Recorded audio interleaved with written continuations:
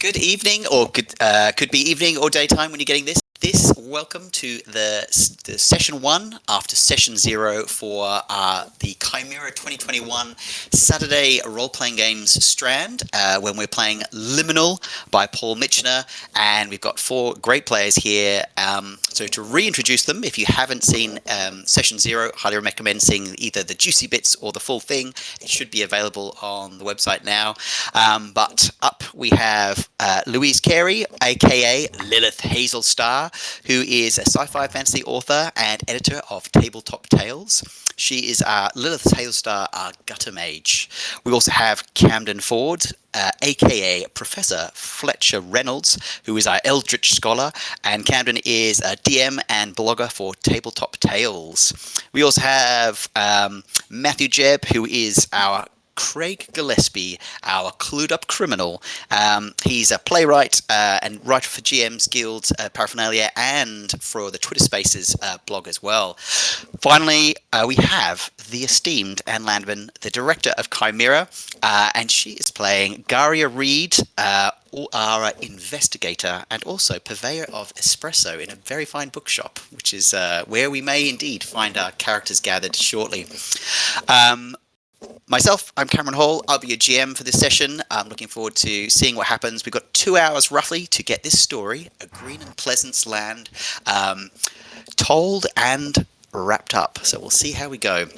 As I said before, we're using the Liminal system by Paul Mitchener, which was a successfully kickstarted RPG and is available on things like RPG Drive-Thru as a great hardback and also as a PDF.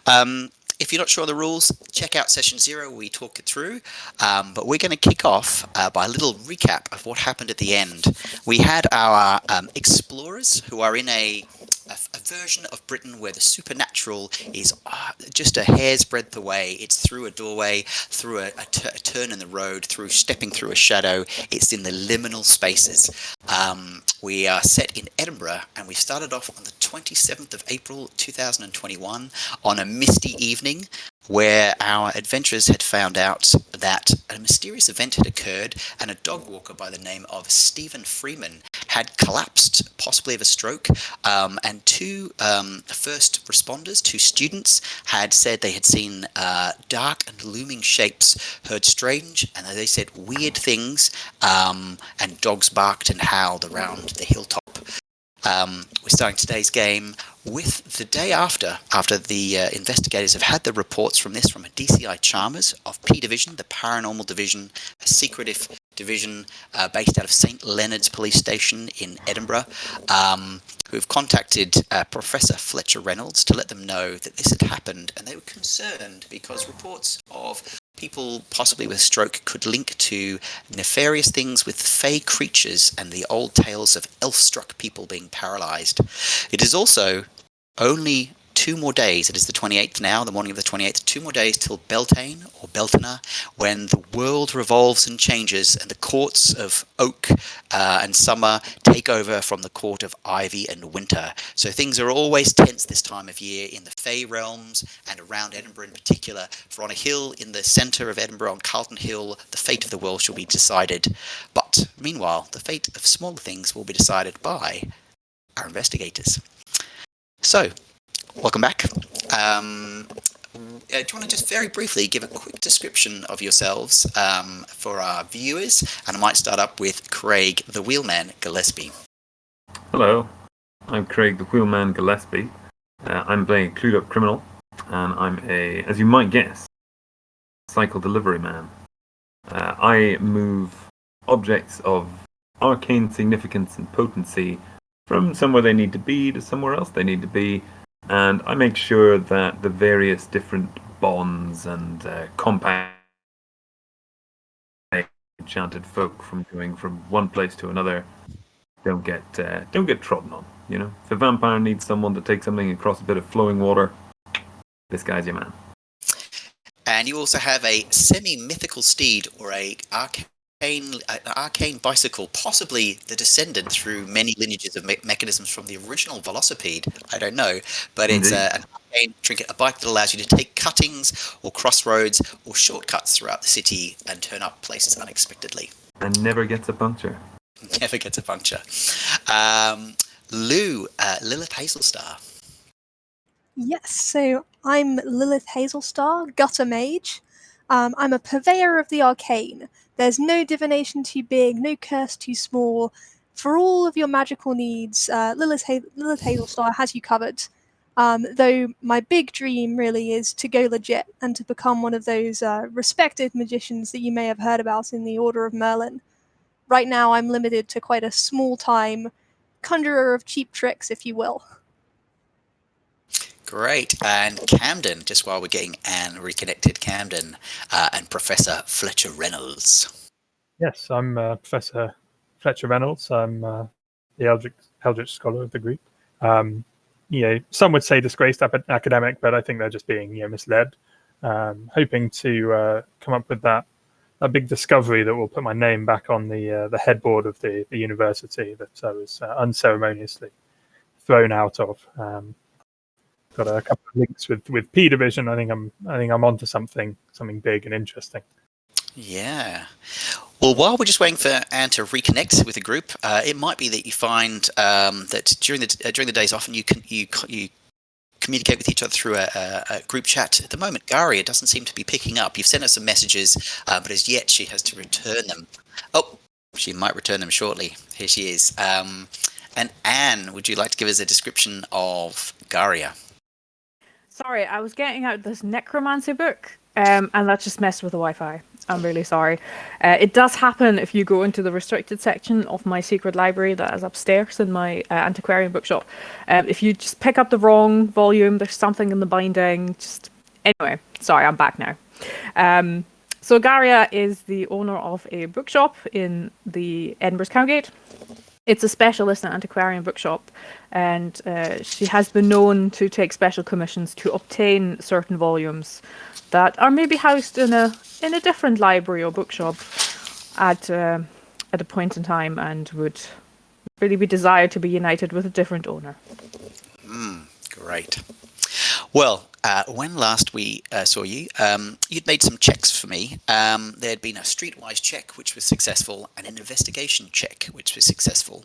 And Professor Fletcher, you had had communications from DCI Chalmers, and you were looking to get the testimonies of the two first responders and eyewitnesses, a Tess Stevens and an Anna Faraday, both students at the University Halls at Teviot, just near the seat of Arthur's seat, where this incident occurred.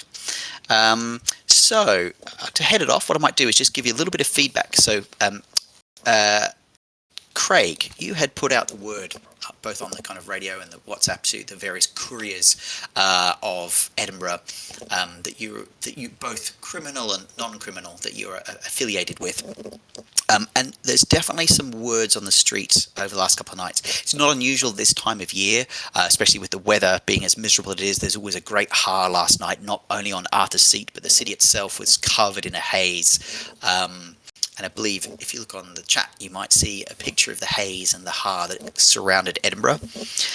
And this time of year, with Beltane approaching, there's often brewing fights to be settled before the night. But you got a couple of certain rumours, some interesting ones. One is when you kind of put out the word about it being Arthur's Seat. You got a rumour back that some people, a lot of walkers recently had said they'd either slipped or stumbled and felt the earth under them tremor slightly, or one used the word rumble. But you haven't heard anything from sort of geological surveys or anything like that, hasn't been reported in the news, but certainly local people have stumbled or tripped on Arthur's Seat. As is common, the courts of Fey and the Fey courts of Ivy and Oak, there's definitely been some brewing contention between the two of them. It seems more unsettled than usual. Certainly the seasons themselves seem disturbed, and so the Fey courts that represent those themselves are unsettled and out of sorts. More worrying, more recently, you've had two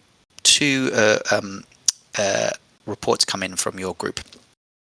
One is that, given local conditions with the pandemic just easing up and lockdown happening, there's been less footfall throughout the city, both by tourists and by other people, and that perhaps local vampire covens and nests have taken to being a little bit starved of fresh blood, and so some fae and some mortals who are usually under protection of others have gone missing, and there's a possibility that might be a rogue vampire nest who are seeking sustenance. The last one, which is with your connection, all of you, with the Mercurial College, the kind of League of Criminals, all of you get through your kind of messages that possibly a new gang, certainly a pretty well-connected gang, might be working in the city of Edinburgh, certainly in the Old Town, because there's been a few break-ins to properties that are warded or not easily accessible by mortals, and certain objects have been stolen. And you've had reports that a magical hat, gloves, and a walking stick have been stolen from several places. But unusually so, there's no real evidence of how they got in or out, and the wards weren't tripped. So that's certainly kind of a buzz at the moment with the criminal underworld. Professor Fletcher. DCI Chalmers gives you a message back. You get a voice message just saying, I forwarded you the testimony I can get from the two young women who I interviewed personally yesterday. Some things of note there. I hope you'll see what I saw. Talk to you soon. Greatly appreciate this. Please, if you could, if we can wrap this up soon. As you know, it's going to be a busy couple of nights, so I'd appreciate a prompt inquiry into this. Okay, so Professor Fletcher, you can share these documents as you wish with the rest of the group via the chat. Two witness statements. One is from Anna Faraday, and she's a psychology student at the University of Edinburgh, and another is Tess Stevens, who's a biochem student. They were both out on the hill, having had to suffer a lot of lockdowns in the halls. They were out drinking on the hillside. So that's one note, which is that their testimony might be a little suspect. They certainly were not fully compos mentis. They were a little inebriated.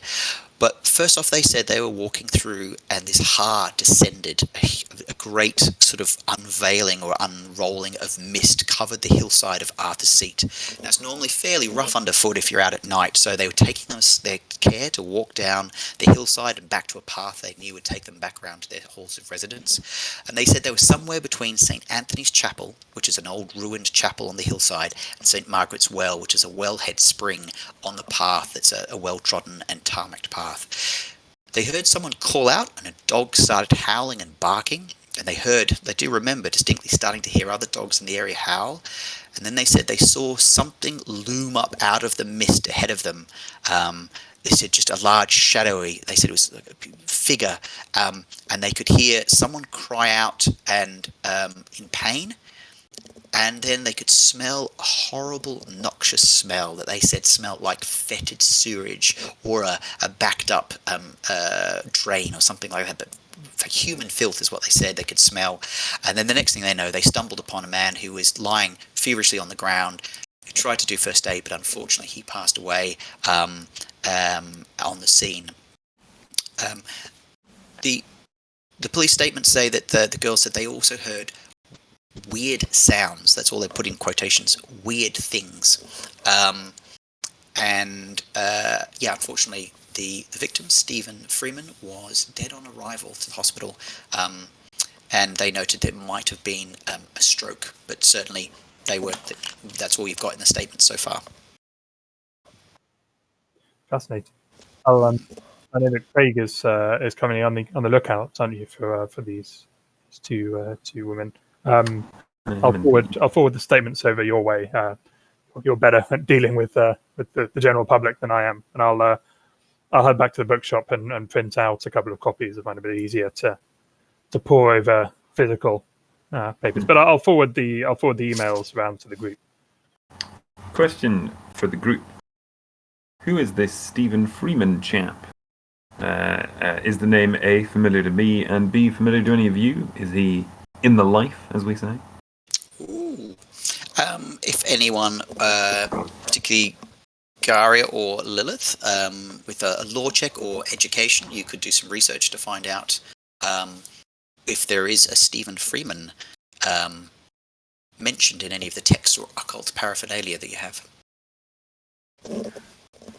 I'll have a look. He might be in my customer manifesto.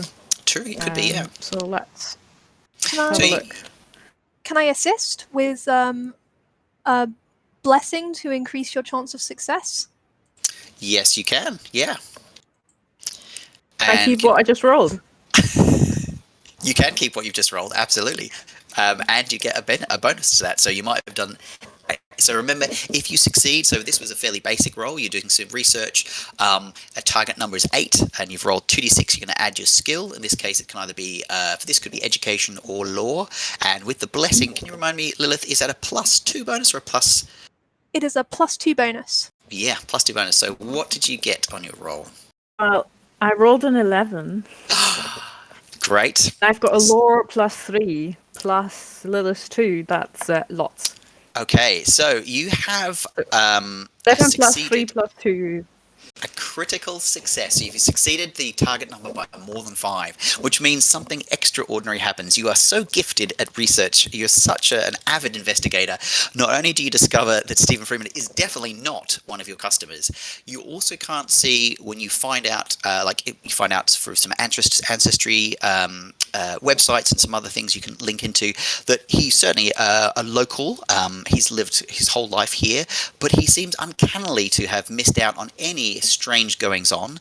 But maybe many years ago in his family, with the term free man, means that perhaps they did a boon for a fae and they were given freedom of something. But currently in his line, there is nothing untowards. He seems like a dog walker, but you do find out that through some veterinary clinic research that his dog is named Artie and is a border terrier, and you think and apparently is a very good and healthy breed.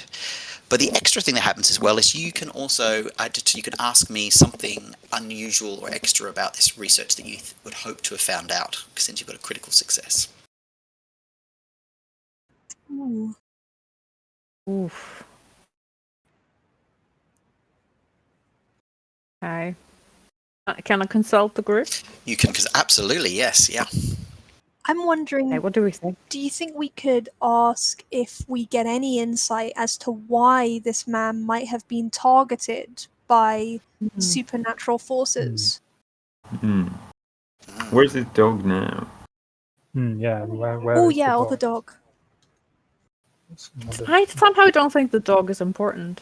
But this is a role-playing it's a game. We dog! must fall down the first Are you red herring looking we to find. adopt the dog? Okay. The choice is We could be yours. our mascot. I find Okay, dogs easier than people. Well, we know. Let's focus on what we know. So we know he was killed.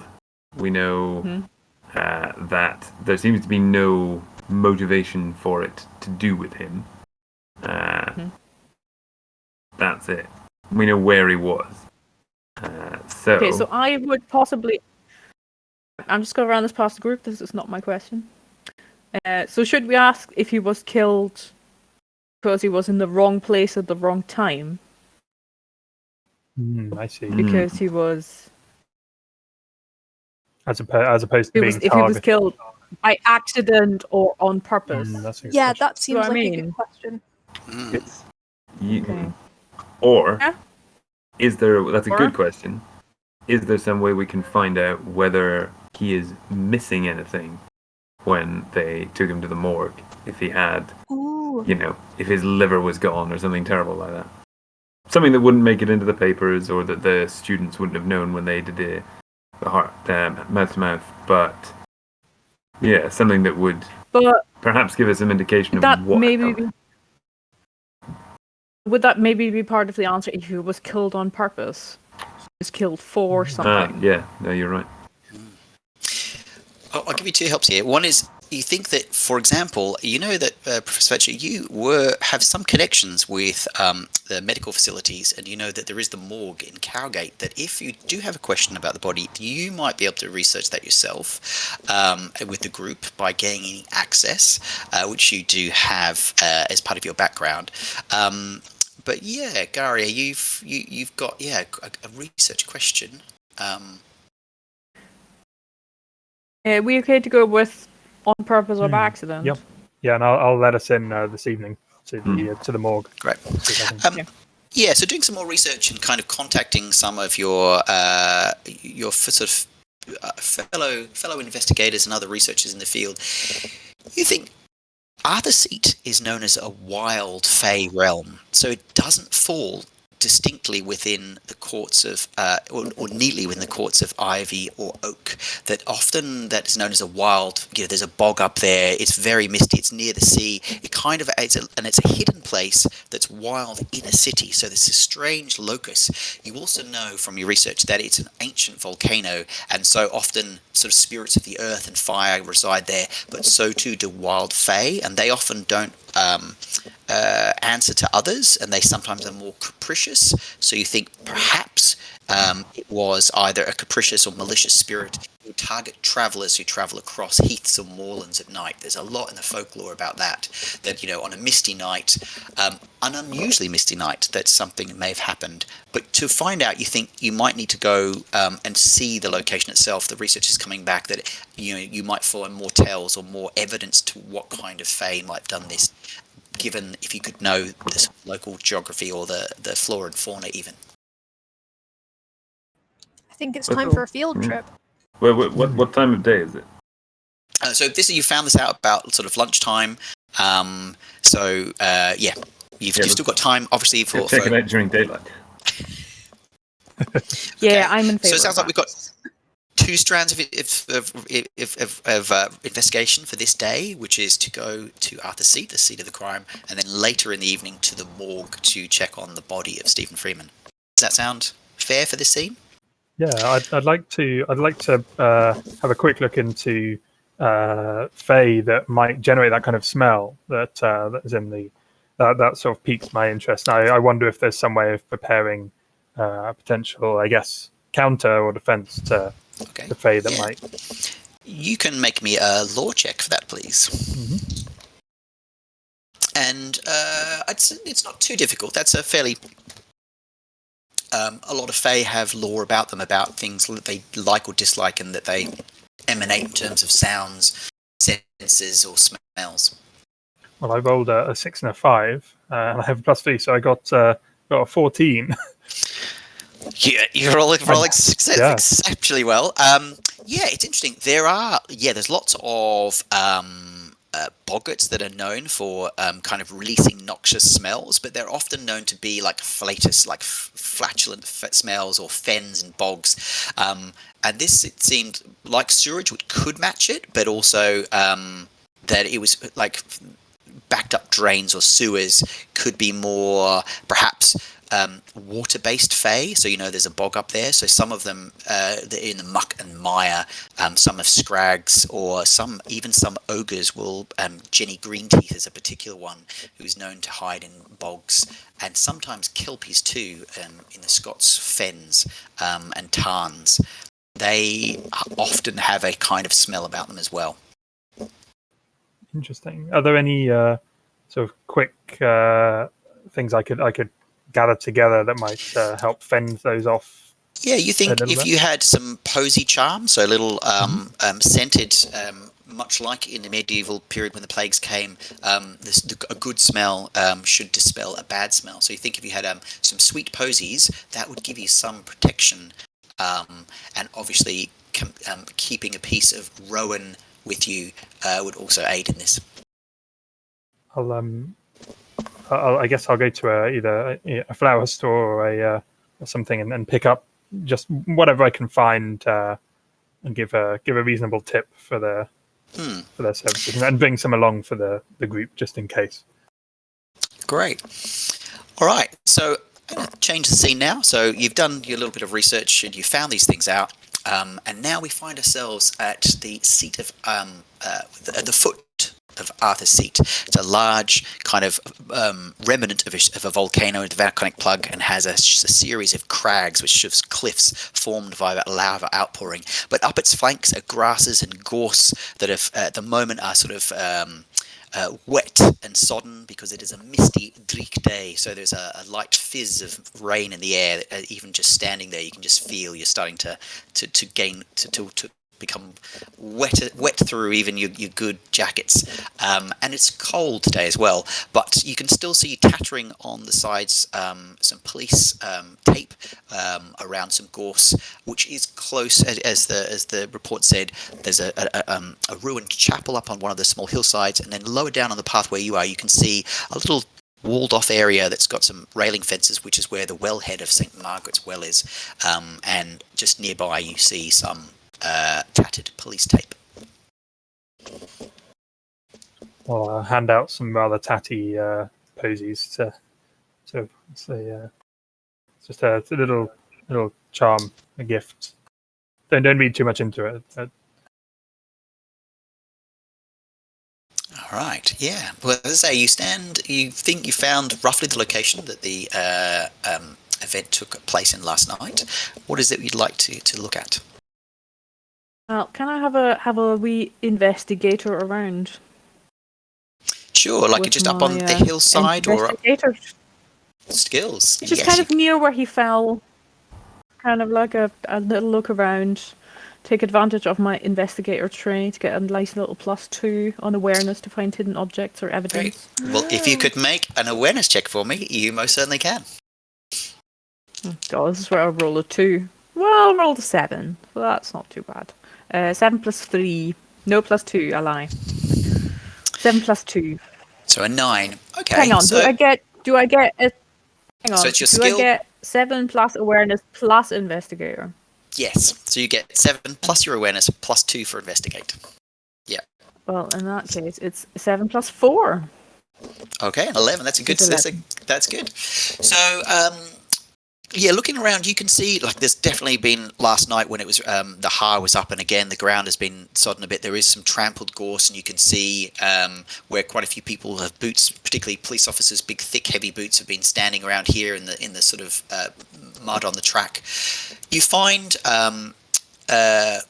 some traces though of what you can see are not claw marks, but certainly gouges in the hill leading up from the well. They sort of lead back towards you've gone to where the event might have taken, but you can see working backwards, something has come up from the wellhead area, and there's kind of gouges of something kind of climbing its way.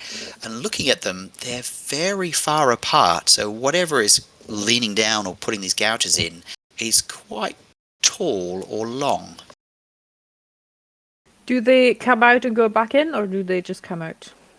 They come out and they seem to circle, like, yeah, you having a look around, yeah, now you see that they come out, and then further up, they seem to have moved away up the hill, and then they've come back down and loop around and come back to the well. Okay. Can I use the sight to see if there's any blurring between boundaries? Yeah, make me an awareness check. Mm-hmm. I didn't do as well this time. 5 plus 3 is... That's an 8. 7? Yeah. Oh, yeah, no, 8, sorry. 8. Your Yeah. math, not mine. 5 plus 3, 8. Yeah, you're looking now, just kind of slightly offsetting it's harder in the day to use the sight as easily because there's so much other bright light and background, but it being a bit grey and mizzly today has helped you, and you kind of offset your eyes, and you can see a faint shimmering round the basically below where the wellhead comes out and splashes down. There's a little drain hole, and looking closer you can see there's a sort of a shimmer and a residue. You can see that something has cracked the stone and then refused it underneath, but it's been magically resinted back together. So something has gone down the drain hole, but in the process has cracked it open.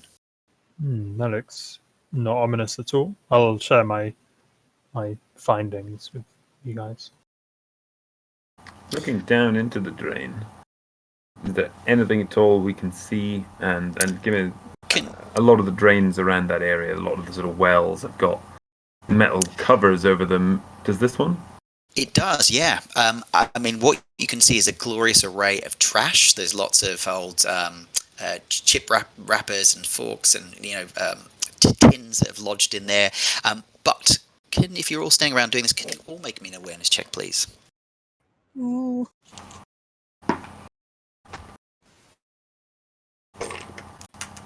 14. I was better this time. Now that I pointed out Nice. to everyone else. and now that you're leaning right over the drain to be like, oh yes, yeah. Yeah. So 7 for me, I'm afraid. as you 8 kind of for sitting me. Got 10. 8, 10, a 7, and a 14. Okay, well, definitely, Fletcher, you notice this, but it kind of you first. The water running from the wellhead is a kind of clear, lovely, kind of pristine spring. But the water below is pooling and seems to be clear like this, but then there's this sudden backwash and you get a reek of turgid filth, and it's definitely human waste, and like sewerage, rank sewerage just wafts back up, and there's a moment and then a sort of a sucking gurgle, and there's just, this wretch comes out, and then it fades away, and the water below again starts to kind of swirl away and is clear again. Anyone want to drink? But Fletcher, given you did so well with your awareness, from the research you've done before, often bogs and tarns have a rotting vegetation smell. This was definitely something much more to do with sewerage, the human filth, than anything of a quagmire or a bog.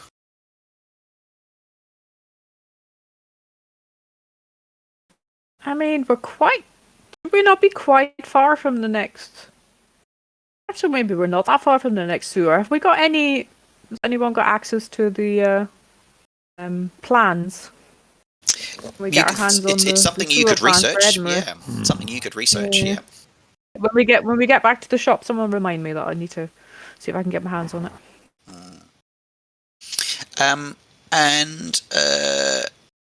Because you're also using the site, Fletcher, you've also just, and you can bring the others to this attention, you do see up on the hillside, just as the three of you are deciding, looking up, and Fletcher, as you're kind of just recovering from this kind of retching stink that's overwhelmed you in particular, you spot maybe a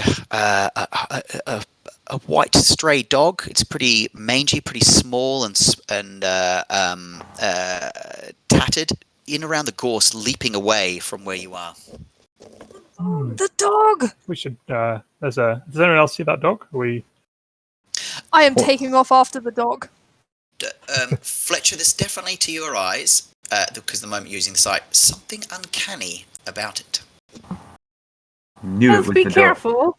I encourage the chasing because that means I don't have to chase it. But I do yell. It's uncanny. Be careful, maybe.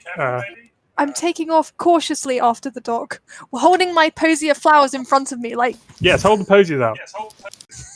I'll Very nice. run after too. All right, can you make me some athletics checks? If you don't have athletics, you're just going to do a 2d6 with no skill bonus, but yes. And Craig, as a bicycle courier, I'm fairly sure you've got good speed. I've got athletics. I've also got quick reflexes. Does that... That aids you in going first in combat, but also it'll allow you to start running first as well. So Lilith and Craig, they are setting up the hill. Garia and Professor Fletcher, what are you doing? I leave this to the young'uns, I say. Yeah. I think I was the worst person for this job. I rolled a 6. Okay, yeah, Lilith, as soon as you start kind of leaping up the hillside, you realise, this gorse is thick and entangling, and it's sharp, and so you kind of, getting caught on gorse branches and scratched apart, and you're soon kind of almost mired in this gorse, which is also a little rabbit run, essentially, and you can see this thing bolting up and running through little turns in the gorse. But, Craig, I clued up criminal. How did you do? A 9. A 9. Okay, so not quite as like a gazelle, but certainly swiftly. Kind of, you're getting Definitely up the front. regretting wearing shorts on this adventure, but Yeah. Watch out for the gorse. With a few scratches to your thews, your flanks, you soon kind of roughly catch up, and you can see this creature sort of bolts in and hides under some gorse, but it looks like it's kind of gone and hidden in a little warren of gorse. Okay, if I think I've got it surrounded, for want of a better term, I'll call my comrades over. Yeah, I'll take the scenic route up, away from the spiky bushes. Could you help me out of the gorse on your way, please? Yes. Shouldn't have worn heels. I would like to whisper using my silver tongue. I'd like to coax out this little critter. Just like here, buddy. Hey, come on. Who wants the belly rubbing? Now, you've got Silver Tongue. Can you tell me, do you have either Charm or Rhetoric or anything like that? I do not. Well, I'll let you roll your sort of 2d6, but because you've got Silver Tongue, you can get a +2 instead of the skill. So you're, Oh. So you're using words and you're using gestures. Anything else that you're doing? No, I don't have any convenient bones or bacon on me, so we'll have to do. So with the +2, that's a 7 overall, I'm afraid. Okay, and remember, you can use will if you wish to in this game to bump anything up over an 8 as a success. I will do that in this case, I think. Yeah, I'll bump one of my 2 into a 3 and give me an 8 overall. An 8 overall. Well, luckily this creature doesn't have a great deal of conviction from wanting to hide away from you. It is scared of you, but it's at the same time your kind of your calm manners and your kind of small gestures and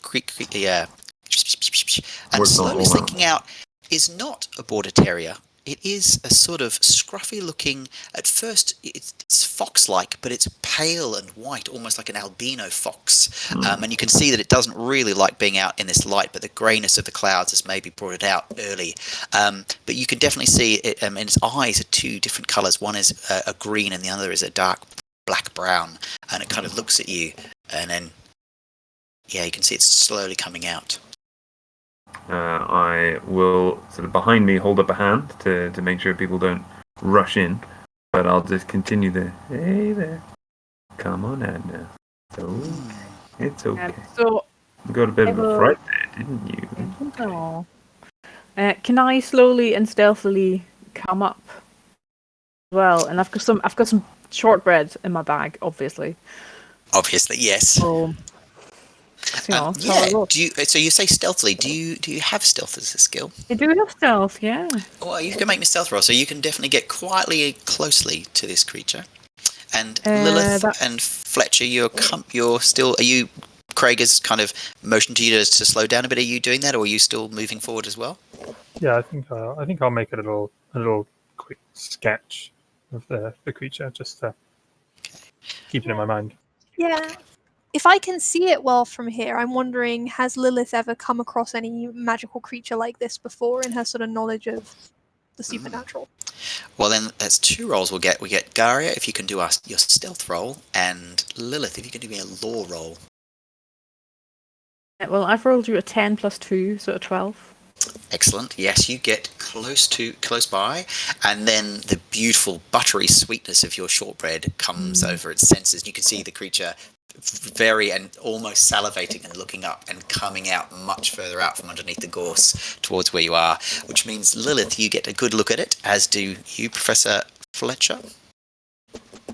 And I got a 7 plus 3, so 10 for my lore. 10. Okay, straight away you can sort of spot that this is some creature, a fey creature that's in a form of an animal, but it's definitely a fey creature. You can see sort of swirling energies around it as well. And as you sketch, Professor Fletcher, you can see that its form and things slightly shifts a bit. It's holding a glamour over it. And with the promise of the shortbread, rather than a growl or a yelp or a strange fox-like gravel, out of its mouth comes, "All right then. So, what are you doing?" And then there's a sort of a shiver, and then in front of you, rather than a small fox-like creature, is a wizened, quite short, green-skinned, and the particular 3 investigator and Lilith and Professor, is a boggle or a boggart. It's hard to tell in which form it is, but it's sort of a small. This one is definitely a wild fey, and you can see it's got the kind of scratchy, scraggly clothes pinned to it, and its mismatched eyes come over to its natural form. It's only about 1 foot tall, and he's just standing, eating the shortbread, and he's like, well, what are you guys doing? What do you want? You've got until I've eaten this, unless you've got any more. What's your name, fella? I'm Tuez. Tuez of the bogs. Good to meet you. This is your bog? Not this one here, further up, but I like to roam around. Good stuff to eat, like this. Very Uh-huh. nice. Oh, Very only one good. left, thanks.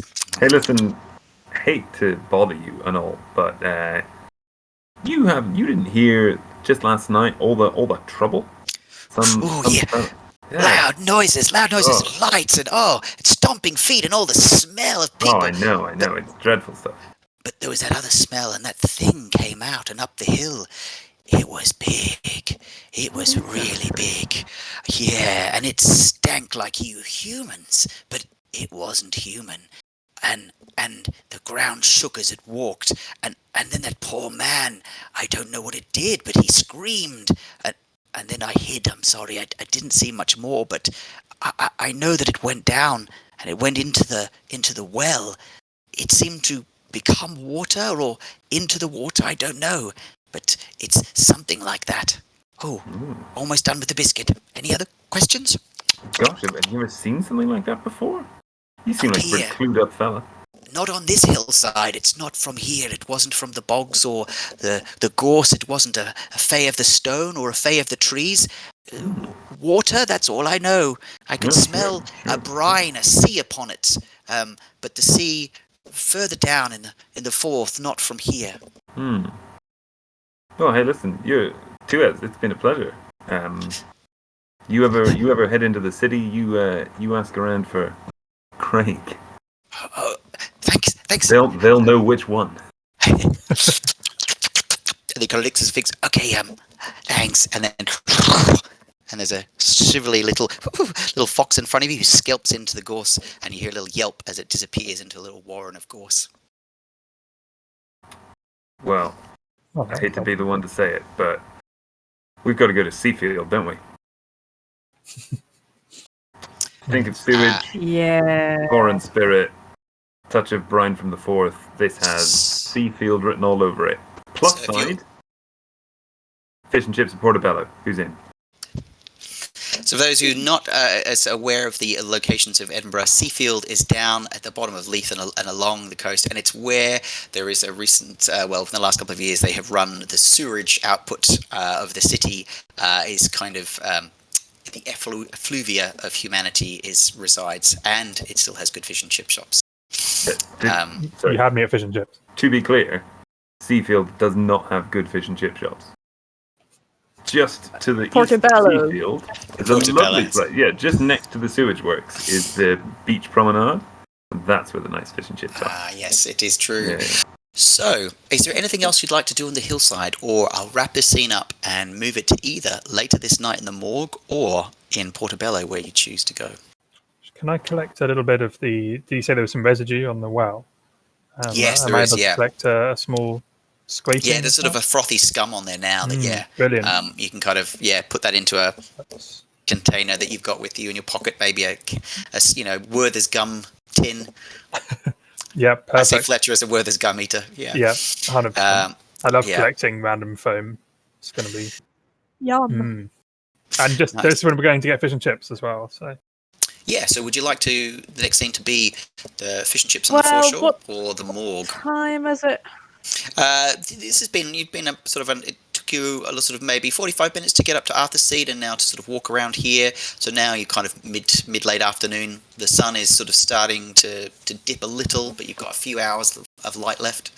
I mean, from where we are, it's not actually that far to Portobello. We just go. Yeah, we're basically I going am over. a bit hungry. After all, I had to give my shortbread to that. I'll hail it's a cab as well if you want. Okay. All right. Well, a short time later, and a cab ride later, you find yourselves down first at Portobello to get some fish and chips, and then with your stomachs sated with some crispy fries and battered fish, you walk or make your way along to Seafield, which is sort of more of an industrialized estates area, and there is a bit of a mist out across the firth, and the sea along here. You smell the sort of briny taste of seaweed, but also rotting detritus and other flotsam and jetsam that's come off the large tanker ships that go up and down and ply this area. And there's the Yeah, the kind of malign thug of the sewerage works as you get closer. I should not have had so many chips. This was I'm we not should sure have we done did this the the other right way way around. around. This was a terrible Yeah. idea. Well, if you guys aren't going to eat the rest of yours, I mean, I didn't say that. Take it. Can you all make me an awareness check, please? 8. 6. 7. I'm too busy Well. eating. Sorry. I'm 9. distracted by a seagull. You're all eating, yes. I'm not. I finished and I rolled a 12. So, having finished her meal early, this pays. You get to look up and around whilst the others are busy, with their kind of mouths and inhaling the steam of vinegar or brown sauce, depending on your location and preference. What the others don't spot, and you do, Garia, is whilst Craig said there were no fish and chip shops down here of repute, it does seem there's a cafe oddly kind of close to sort of the industrial works. That has a sort of a fence line, and there's a large rock right in the middle. It's like a little takeaway van. There's some chairs around it, but there's a large rock, and you can see that it's got a plaque. I read the plaque. Yeah. Reading the plaque, it is a plaque commemorating that of folklore and myth. Here is the rock of the Shellycoat. Shellycoat, Shellycoat. This is your... And it seems to be an old rhyme that's inscribed on the plaque. So Garia used to go down to kind of Porty quite a lot when she was younger with her aunt. She doesn't remember this rock. This has always been there. Yes, you can make me a lore check if you'd like. 9 plus 2, I think. No, 9 plus 3.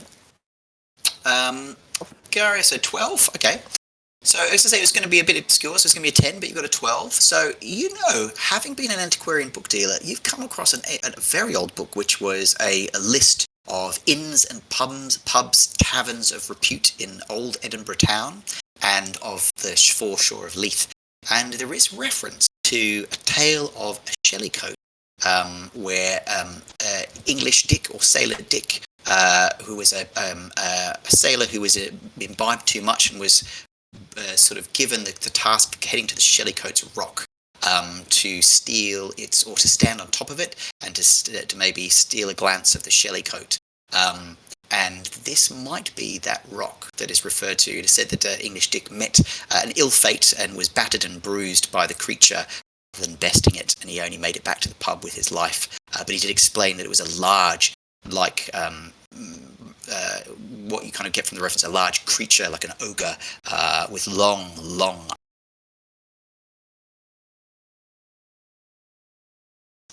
Yeah, so it would seem that this is the rock of the Shellycoat.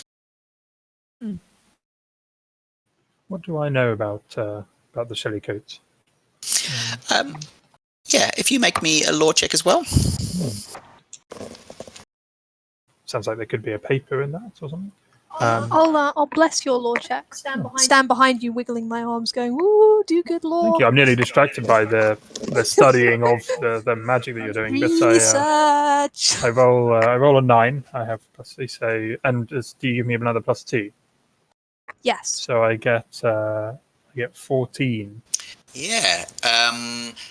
Kind of, consulting your kind of portable almanacs and your kind of PDFs of very ancient texts. You discover, Shellycoat seems to be a named fae of ancient legend and a sea dweller on the shore, famed for her coat of shells that she wears and swims in the lochs and streams up and down the coasts of Scotland, but makes its home on the foreshore of Leith and makes its home under this rock. And so that perhaps there is a doorway to its realm here, but yet it is most known for its coat of shells. Bit of a collector. Were there any shells on the floor when we were up at the well? No, there was none. No. Do we know from lore if they are are they known for going about murdering people? No, they're known to be mischievous, and that they will not attack travelers, but they will test travelers and taunt travelers. And occasionally, if there's a slight against them, then they might attack a sailor or a tavern goer. But usually, it seems from the myth and lore, the Shellycoat, unless provoked, would just try and be mischievous. Even though they're large and scary looking and monstrous, they're maybe perhaps shyer than they seem. Hmm. And this one of lore is known that this is its home and the place that it stays. But perhaps this one... Do we think that there is either a route from the well down to here, which feels unlikely, or that someone has, through fair means or foul, transported our shelly-coated friend from hither to yon? And if so, why? My theory for why is fairy-related hijinks. Well, when in That doubt. seems plausible. Yeah. It also We are- seems out of yeah. character. There may be something more sinister at work than just a. If it's, a I mean, it's Shellycoat acting out of character for sure, but Yeah. A, we don't know if it was provoked, and B, it's not fully out of character. It has been known to attack things before. Well, with those questions, unless there's anything else you'd like to do down here, shall we switch the scene to later that night in the morgue? Because at the moment you found these things out and you're mulling this over, but unless there's anything else you want to do down, you kind of after a while. Should we look under this rock? I mean, we're right here. It feels silly not to. Yeah. Well, you kind of traipse around and kind of what do you do? Well, other than kind of you can see that it's sort of there's the pavement comes How up to big a part of it rock and it's are we partially tub. Maybe about 2 meters across and maybe 2.5 to 3 meters tall. Kind of a slightly almost Impractical for the four of us to try to maneuver. It also interestingly looks like it's fused with the stone or the geology around it. It's not like a loose boulder sitting on top. It sort of looks like it either has sunken into the sand or is big enough to rise up out of the sand. Am I getting anything from the site? Ooh, so you're going to use your sort of geomancy. Yeah. Okay, so you are on the very edges of your kind of geomantic area of knowledge. But I will let you make me an awareness check. And given you've got your geomancy, you can spend a point of will, and it will give you an extra. It'll give you +2 to this roll. Nice. Awareness, did you say? Yeah. Okay. I got 5 plus 2 is 7 plus 2 is 9. Okay, yeah, that's okay. You can tell that there are sort of tapping down into the land around you and the stones. You can feel that this is a large stone, and that there is some kind of void, but deep, fairly deep in the earth underneath here. But you can also feel the waters that rise in from the foreshores here, and it would kind of often be underwater. But you can also feel the faint tendrils of water that link from further up of the kind of waterfall that kind of comes off the sort of higher parts of Edinburgh, the old town, which is an old great stones that were kind of scratched and clawed by the great glaciers that scoured them. And you can feel the watershed that cracks and permeates down through there and ends up here. So you feel that there is tendrils of water that come off although Arthur's Seat to get here, and that you could follow that, but it's very small tendrils. So there is a path between There is a path between, yeah. and the well. Yeah. Interesting. I would like, please, to go onto the beach and just spend some time looking for the nicest shell I can find. Ah, okay. You find some. Keep with me. Yeah. I'll let you find a very nice, maybe a razor clam. Find Oh, it very nice. the best one. Yeah. Yeah. Okay. Before we head off, can I have another kind of investigator? Yeah. What different thing? What are you looking to do out of this investigation check? What goal? Can I just kind of get kind of see if there's any kind of path leading from that stone to anywhere that looks maybe a bit like a pilgrimage path or an often used kind of connection to somewhere maybe further down. Yeah. Make me an investigate check. So again, you can do that with awareness and +2 on that. Well, that was a shocking 6 + 2 + 2, so that was only a. All right, so 10 is still a pass. I mean, looking around, you can see the main thing that's trodden here is the street, is the actual pavements around here. A long time ago, this land, which was once probably a wild place, has been overrun by tarmac and human habitation. And also the most glaring thing here is quite close to you is this sort of fetid smell from the sewer works. Yeah. All right. Right. We shall change now till later that evening. So with the perplexing tale of the stone of the Shellycoat behind you, you find yourselves later that evening, just after sort of 6:30 as the morgue is closed kind of for its evening shift isn't on tonight. Perhaps there's not been too much for it to do, but the morgue is closed and you have a key card that will let you in. Yes, when closing time comes, I'll send around a message to everyone.